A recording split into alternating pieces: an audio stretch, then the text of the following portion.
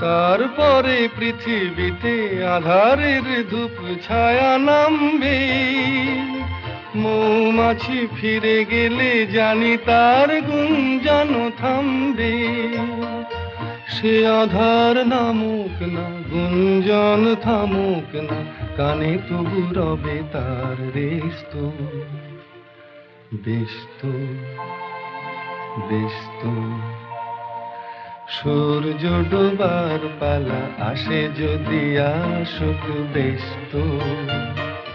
গোধূলির রঙে হবে এ ধরনে স্বপ্নের দেশ তো। ব্যস্ত ব্যস্ত